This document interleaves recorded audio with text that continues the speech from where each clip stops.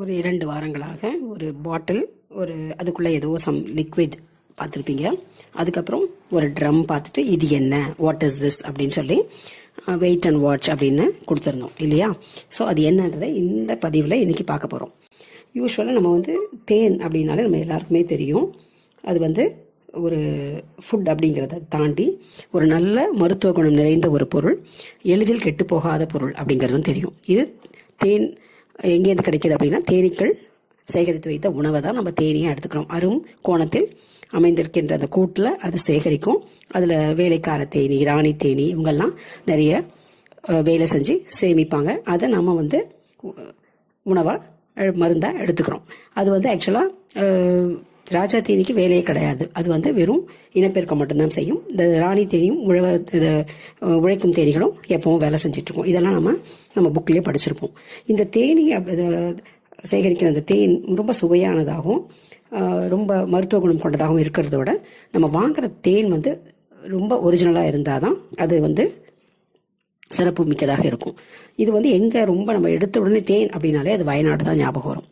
இப்போ அந்த பல இடர்பாடுகள், அந்த நேச்சுரல் டிசாஸ்டர்னு சொல்கிறோம் இல்லையா, அதையெல்லாம் தாண்டி மீண்டு வருகின்ற அந்த வயநாட்டில் இப்போ ரொம்ப அழகான அந்த தேன் மியூசியம், இன்னும் அந்த ஹனி மியூசியம் சொல்லுவாங்க இல்லையா, அது திருப்பி ஆரம்பிச்சிருக்காங்க. அதே பழைய மகத்துவத்தோடு தான் நடந்துட்டுருக்கு.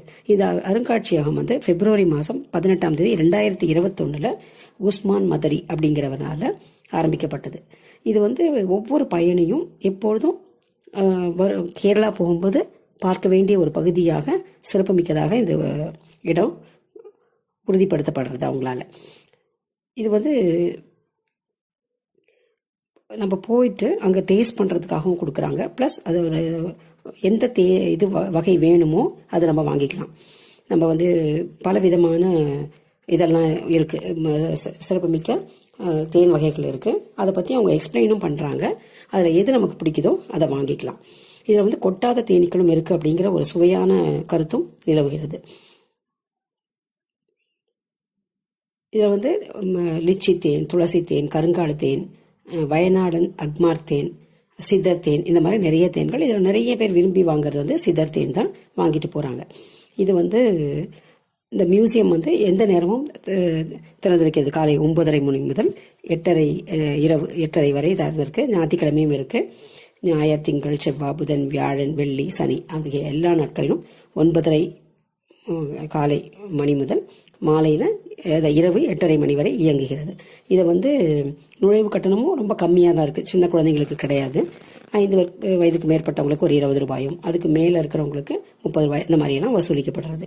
இது ரொம்ப சிறப்புமிக்க ஒரு இதுவாக இருக்கிறதுனால நான் ரொம்ப பேசாமல் அங்கே இருக்கிற அந்த தேன் எப்படி சேகரிக்கிறாங்க, தேன் எப்படி இருக்குது, அது என்ன மாதிரி ட்ரெஸ்ஸஸ் போடுறாங்க அப்படிங்கிற அந்த பிக்சர்ஸ் வித் அந்த இதோட இப்போ நம்ம காமிக்கிறோம். அதை பாருங்கள். அதுக்கு பிறகு அவங்க எக்ஸ்பிளைன் பண்ணுறதும் கண்டினியூ ஆகும்.